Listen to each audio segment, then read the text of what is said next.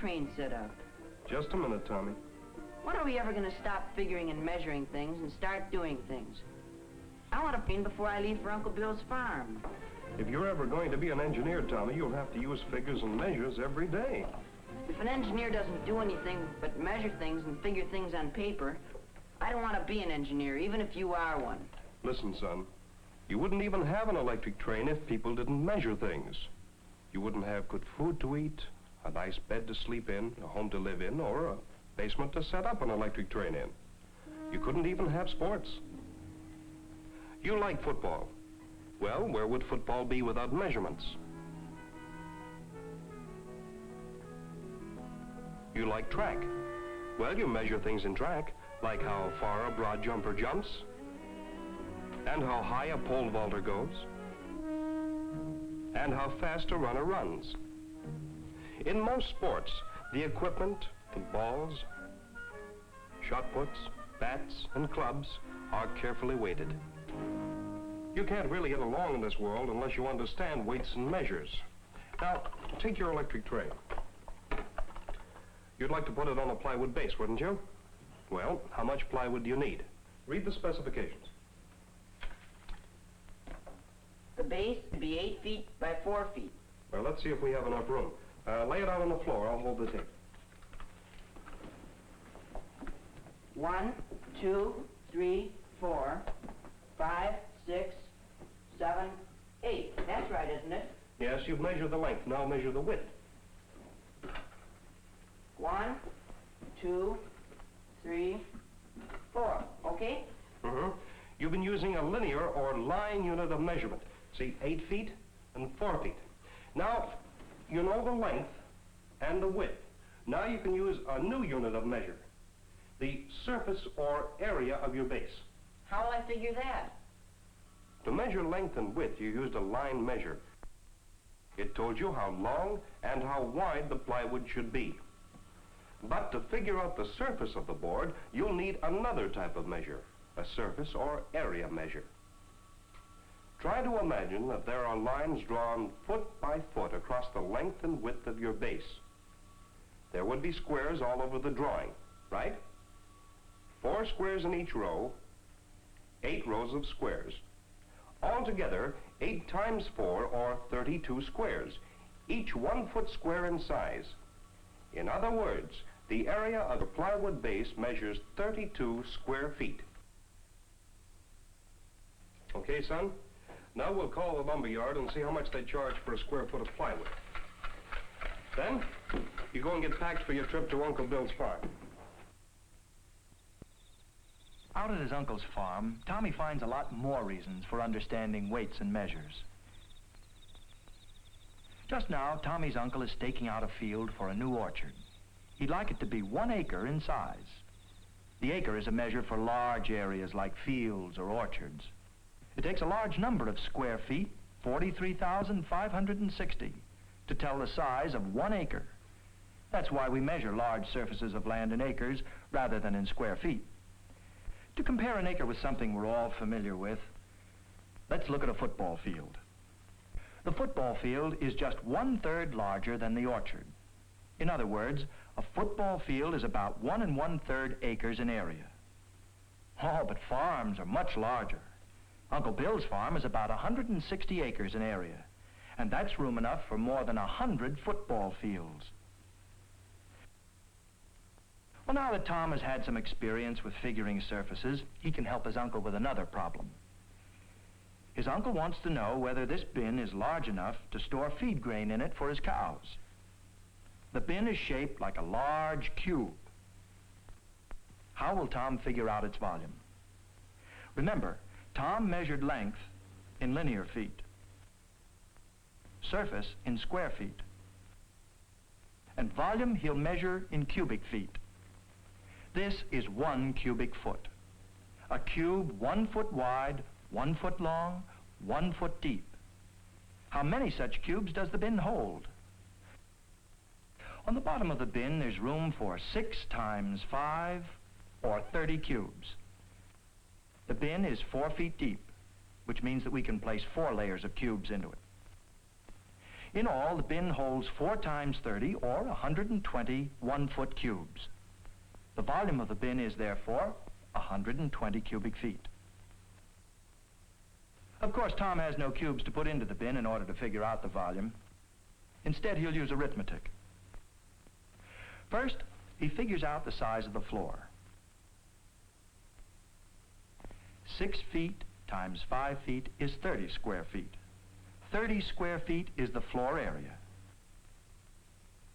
Now the depth. The bin is 4 feet deep. Tom multiplies the floor area, 30 square feet, by the depth of the bin, 4 feet, and gets the volume, 120 cubic feet. This demonstrates that volume is the product of 3 dimensions, while area is the product of 2 dimensions.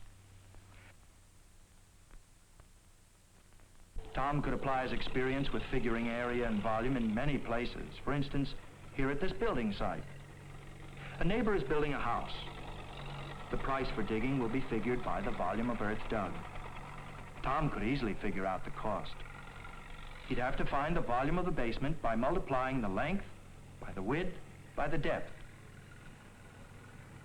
In the same manner, he could figure out how much sand this truck can carry. But sand is usually measured by weight. Tom is curious. He'd like to see how they weigh sand. What a big scale. It's made to weigh very heavy objects only. If Tom stepped on it, it wouldn't even show his proper weight. First, they weigh the empty truck. See the numbers on the scale? They go by the thousands. This is the weight of the empty truck, 8,000 pounds. When the truck is loaded with sand, it's weighed again. This is the weight of the truck and the sand, 14,000 pounds. The contractor will have to pay for 6,000 pounds or 3 tons of sand. 1 ton, you know, is 2,000 pounds. We use tons instead of pounds for very heavy objects. And when weighing by the ton, we usually don't expect very precise weighing. A few pounds of sand more or less won't matter. But not all scales are as rough or coarse as truck scales. Driving to the post office with his uncle, Tom has a chance to see several other kinds of scales. Hi, Bill. So you got a new hand? Sure do. This is my nephew, Tommy. How are you, Tom? Hi. Gee, you've got a lot of scales in here. Sure we do. We need them in our work. What for? Oh, lots of things. You see, this is a rough scale. It's meant for weighing packages. It weighs only pounds. You mean Uncle Bill's package weighs 4.5 pounds? That's right. See, we don't have to be any more accurate because we charge for packages by the full pound. In this case, your uncle will pay for a full 5 pounds instead of 4.5. Now, for airmail, we use this scale. This scale's calibrated in ounces and half ounces. You know why? Because we charge airmail postage by the ounce and half ounce. You mean different scales are used for weighing different kinds of mail? Is that it? Well, that's about what it amounts to. Bill, you got 66 cents? Sure do. There. Fine. Swell. Let's go, Tommy. Okay. So long. See you later. After the post office, Tom and his uncle go shopping. In the grocery store, Tom learns more about weights.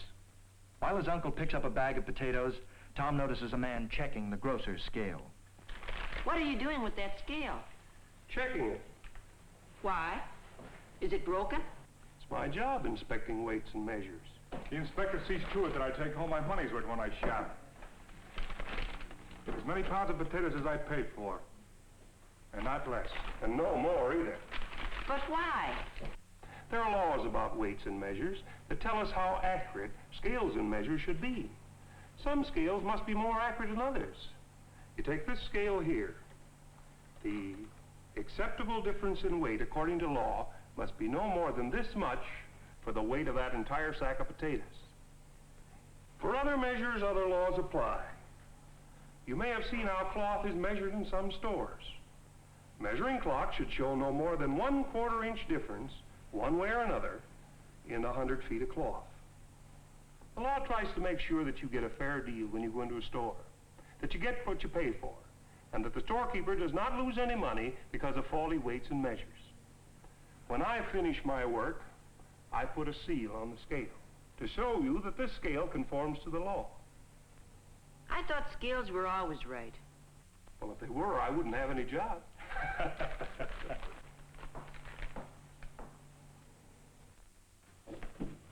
Haven't you got the train started yet, Dad?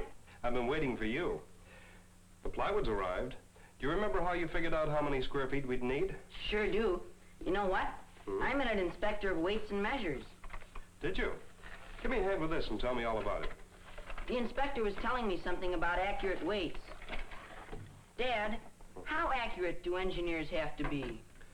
Well, remember the day I took you out to visit my new office at the aircraft plant? There we assemble thousands of different parts and make airplanes out of them. We buy the parts from 100 or more workshops, and yet they fit together. Now, in order to make them fit, many kinds of very careful weighings and measurements have to be made. Our tool makers have special measuring instruments, gauge blocks, calipers, micrometers, and surface gauges, all designed for precise measuring.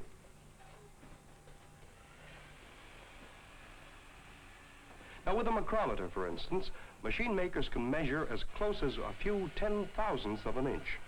And that is important when you make tools. Haven't I taken you to our research department? Well, of course I have. There we use even finer measuring instruments. Some laboratory scales will weigh as little as 1/7,000th of an ounce. For instance, you could take a piece of paper and weigh it. Then write your name on it. The analytical balance would indicate even the weight of one penciled word.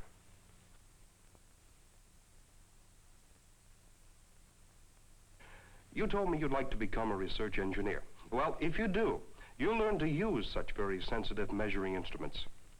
However, then you probably won't measure in pounds, feet, or yards, but in meters and kilograms. Scientists all over the world use the metric system. It's an international measuring system that goes by tens, like our number system. And therefore, it's easier to use in figuring. But we'll talk about that some other time. Okay. Now can we get the train going? Sure. Watching Tom, we've seen several kinds of weights and measures in use, but there are many more. In the kitchen, we use cups and spoons to measure flour, sugar, spices, and other ingredients for cooking. We buy milk and cream by the pints, quarts, gallons. We often buy fruit by the bushel. Our maps tell us distances in miles. Our electricity is measured in kilowatts. Our television sets are tuned to the microwaves. And we tell the speed of modern jet planes by comparing it with the speed of sound. But which kind of weight or measure or what size of unit we use always depends on the purpose of the measurement.